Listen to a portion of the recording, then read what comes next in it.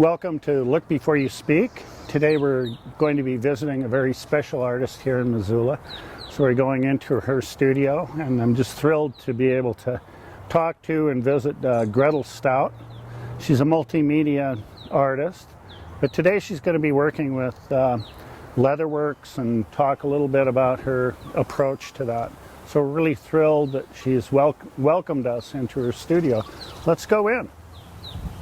We're in the studio of Gretel Stoudt. This is Gretel. She's going to take us around and show us some things that she's working on and some of her approaches with all the different things that she's creating.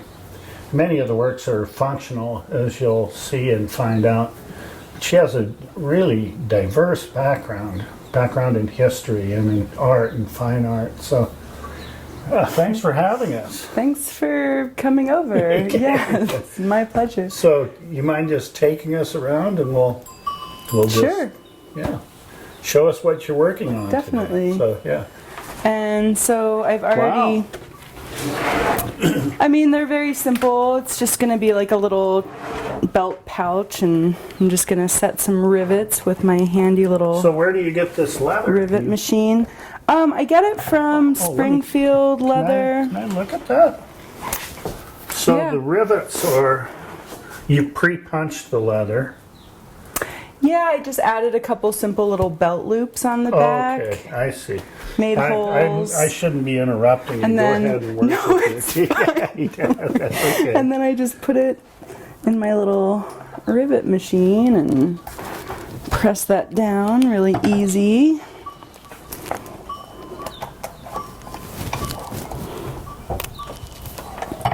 And then after this, we can start sewing.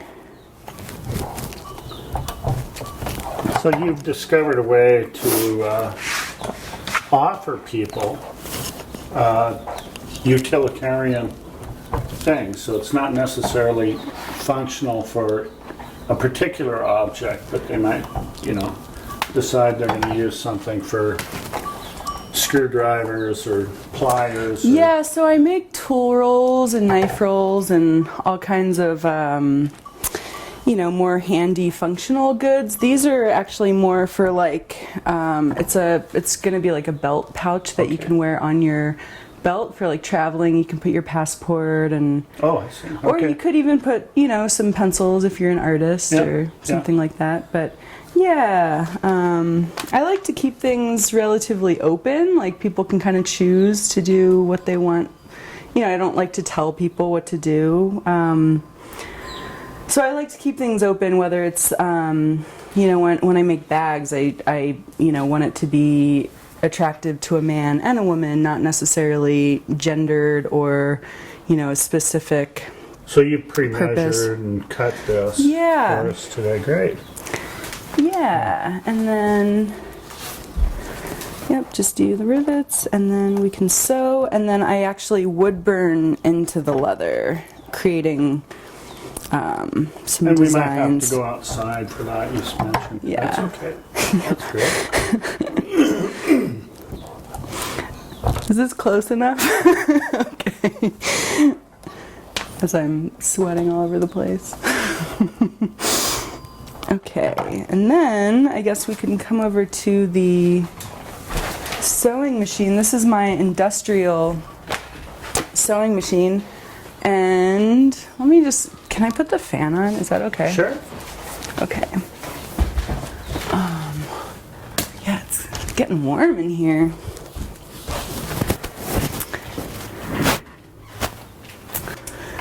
How did you get started in working with leather? So my good friend taught me how to make moccasins. He was half Assiniboine and half Irish, and so he taught me how to do plain style moccasins, which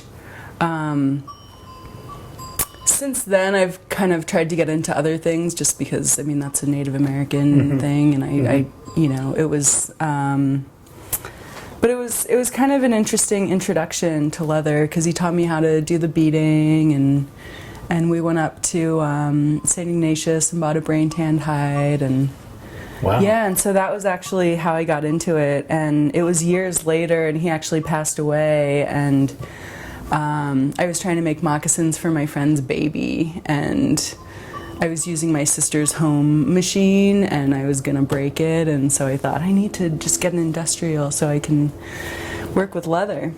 But yeah, so it was kind of an interesting, and now I'm, doing more functional, like, just sort of a variety of things. I'm keeping my fingers away. Yeah, sorry.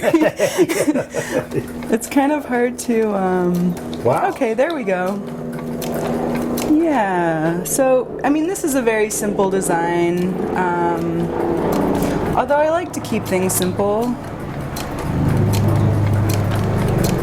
because then I can always incorporate the, more arts and crafty design work later on.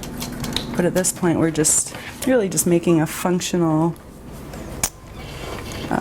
leather item. Sorry, my hands are kind of dirty. I've been gardening.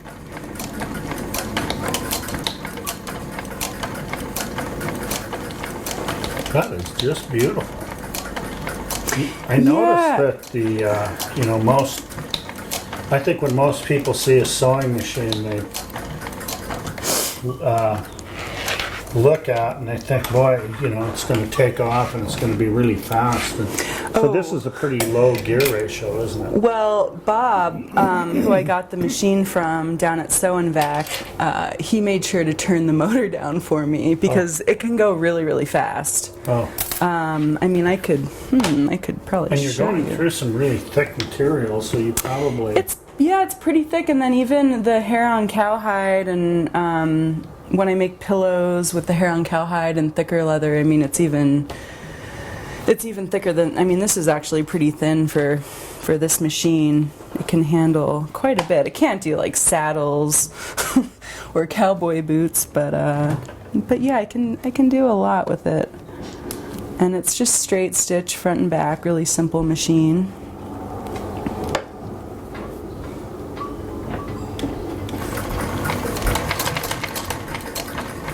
Yeah, I mean, I have to kind of slow it down a little bit because it gets really fast.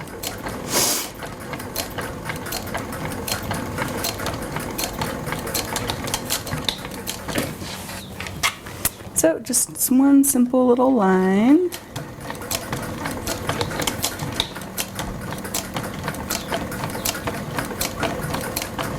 And I tend to use colored thread. I've noticed. I rarely use And is white. the thread a synthetic thread, or? Yeah, it's poly, which is good because it'll withstand Moisture. and the sun. It's actually a solar guard thread, so it'll hold up to all the elements. God, why am I sweating so much, Steve? No, that's okay. Okay.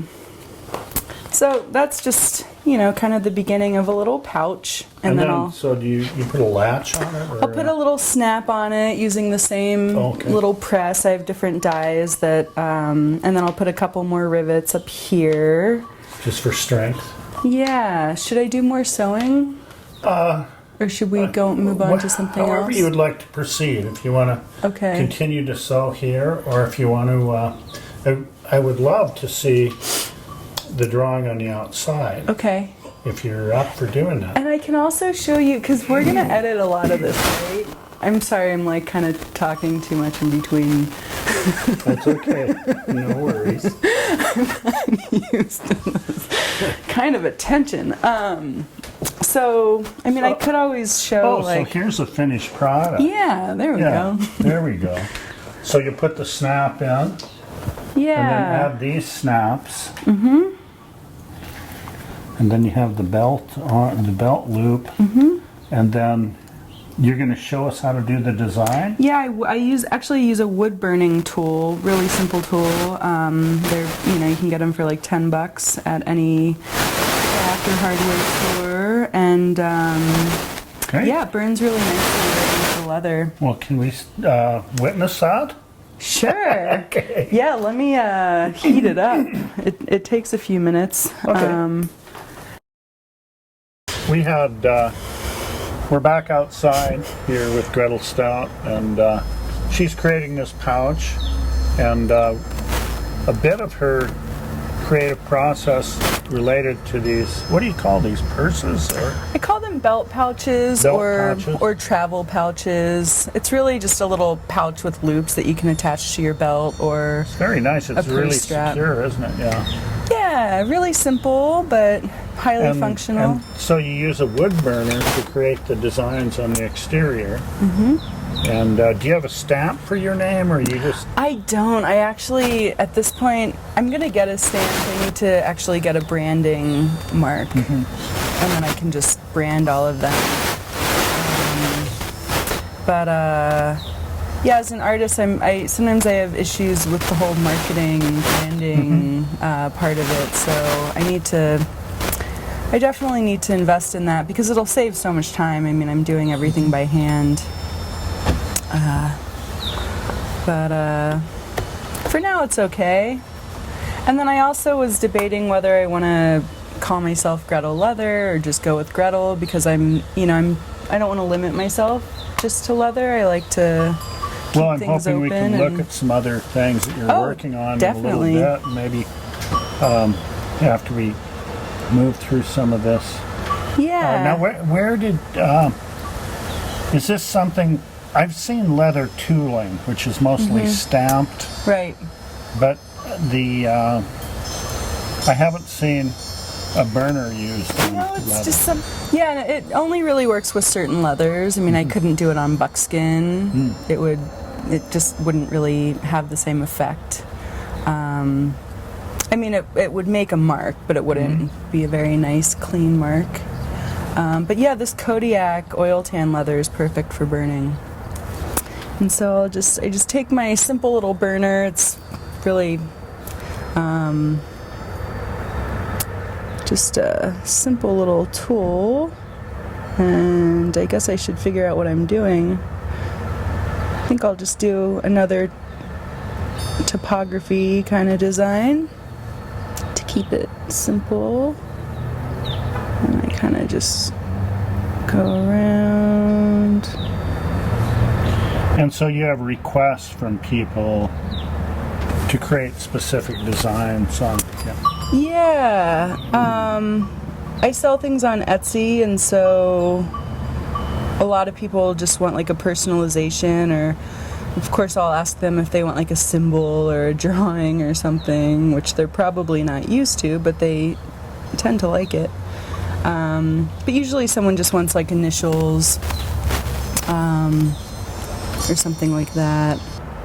So a lot of your audience might be sportsmen or I do sell artists or hunting knife rolls, and that was really actually my neighbor Rob down the hill asked me to make a little hunting leather roll for his 3 main knives that he uses to skin his deer, and without him telling me to make that, I wouldn't have known, and then I ended up selling some to Bob Ward, so that was pretty cool. It's always nice when customers can give me ideas, or friends will just give me ideas, and sometimes I'm not really interested in doing it, or even custom jobs. I mean, certain things are great, and I really enjoy getting into something new, and and sometimes I'm just not interested at all. But it's pretty cool when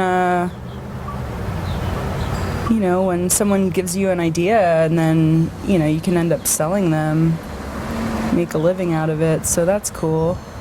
And similarly, I started doing knife rolls for my chef friend. He was cat sitting for me, and now it's one of my best sellers. And in developing all of this work, you're on a schedule with the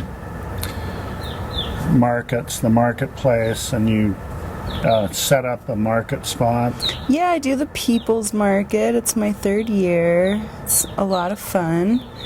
And I do the maid fairs and some art festivals as well. I'm gonna do a big show in Edmonds, Washington, which should be fun next month.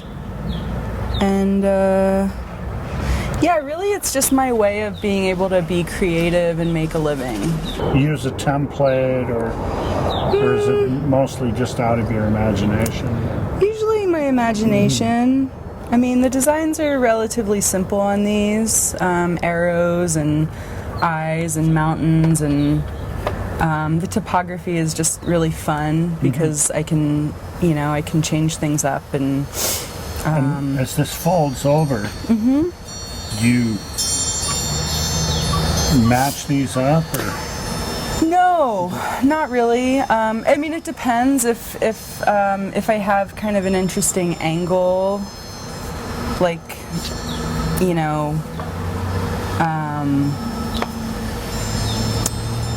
I could always put a little design down here and kind of use this edge as part of the design, but a lot of the time I just keep it pretty loose and open and just kind of see what comes out of it. Boy, that creates just a wonderful line. Yeah. Do you change the tips on that at all? Or? Not really. I have I just like this standard Tip. Yeah, this one's actually looking a little rough because it has all those other the edges and which maybe one day I'll mess around with a little bit more. Otherwise, I really try to keep it just fun and loose and more freehand. I think it comes freestyle. That comes through really well. These are really beautiful. Yeah. So I really appreciate you taking the time to show us this. Can you take a little more time and show us some of the other stuff that you're working on, like other things that you create to offer people? Yeah, so you'd like to Sure, let's go ahead go and back to the studio let's go back inside. Okay.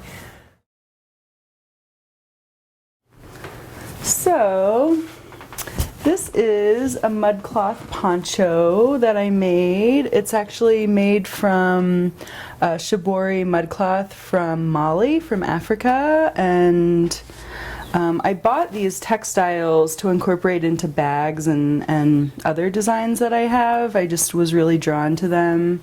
I saw them down at the Tucson Gem Show and made friends with some of the dealers, and then actually, I was recovering from a little car accident and I couldn't use my industrial machine, so this was kind of a perfect way to work on something a little more lightweight.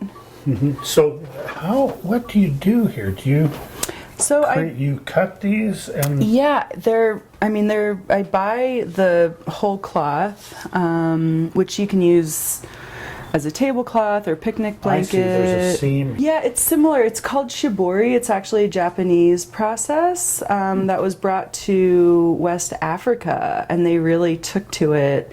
And it's actually a process of tie. It's like an old process of tie-dye.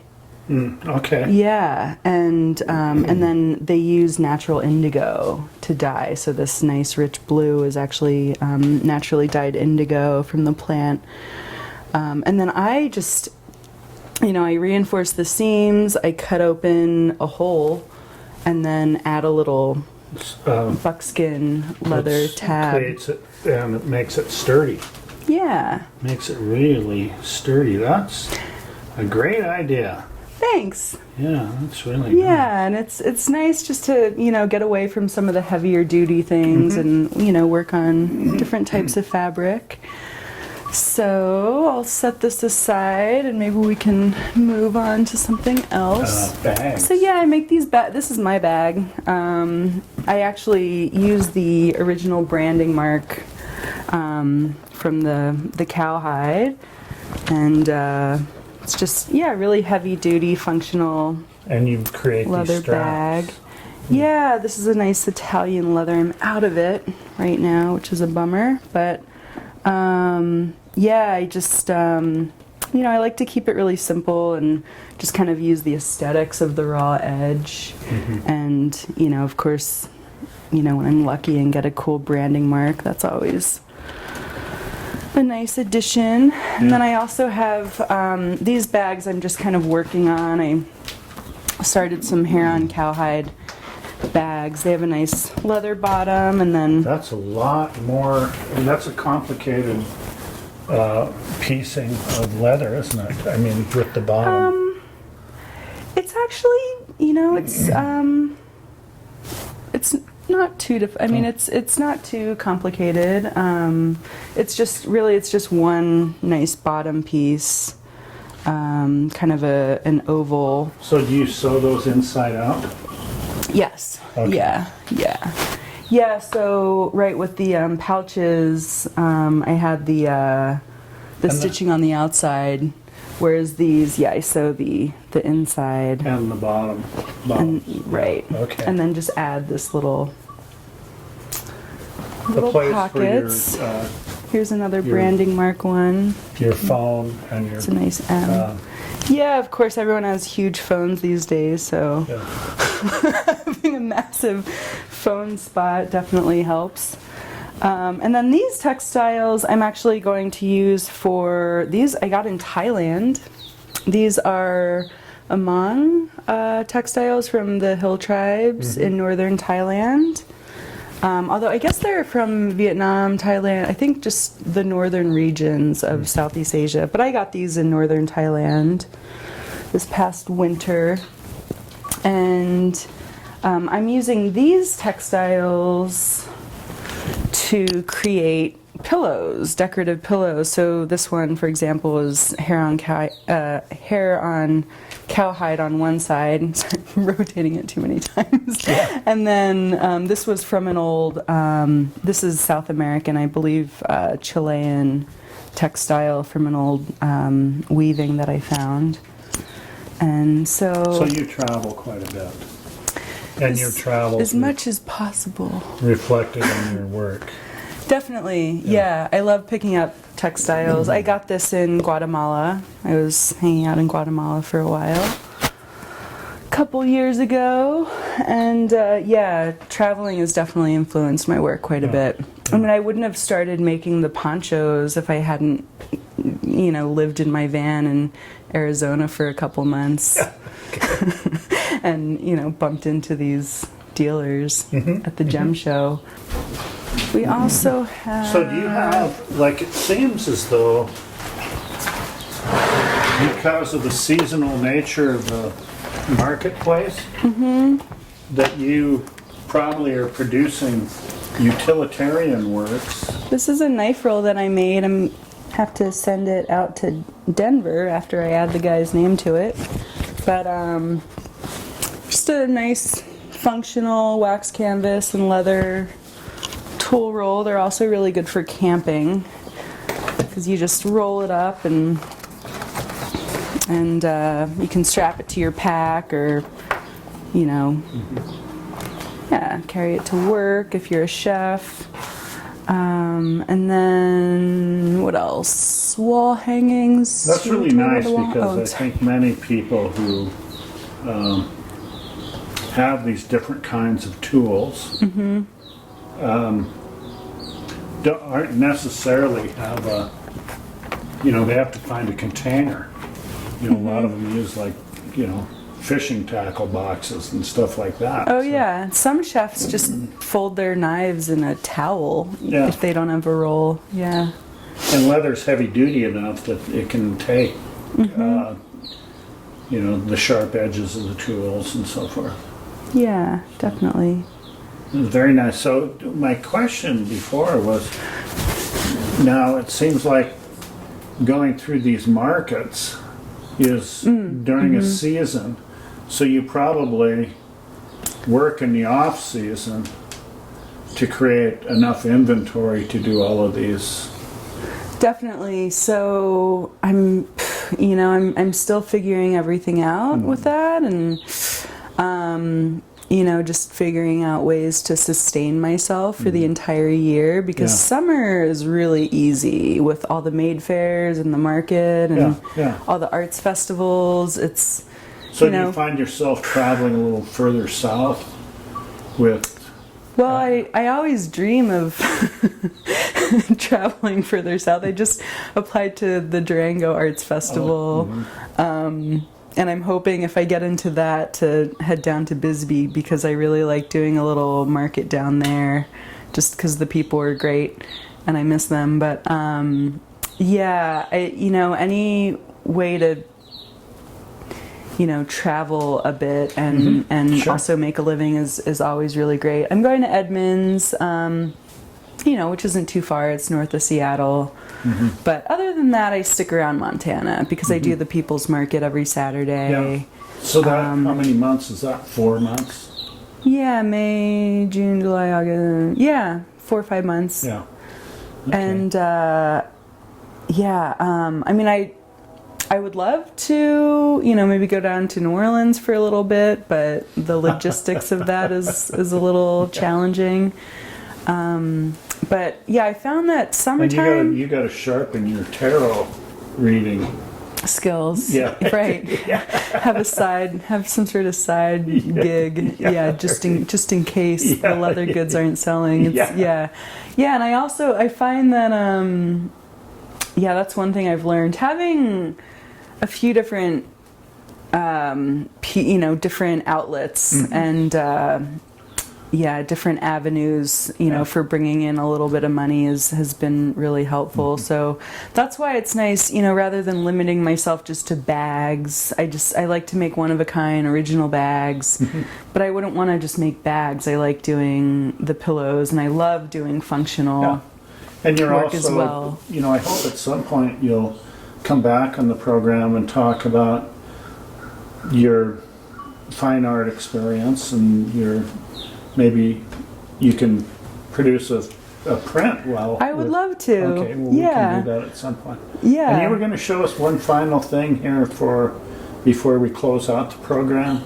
So I think it's really important to use all the scraps. I like to use every little piece of material. Right. Sometimes I make pin cushions out of old fabric, and really just anything I can use, so there's no waste. But one of the things I love making are these cute little trays, which my good friend Steve likes to call pickpockets, because you can actually put your guitar picks in there, right? And while you're waiting to play. I use them for shells and beads, and actually over at my little rivet and snap station, all of my hardware, I So you've developed a way to use up the leftovers from your...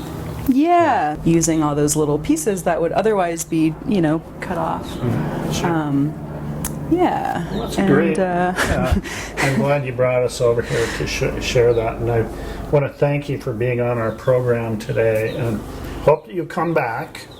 Definitely. And I think it's the first program we've ever had where someone's worked with so many different materials, and we're thrilled that you welcomed us into your studio. Well, thanks for having me. It's been a lot of fun. Okay, thank you, Gretel.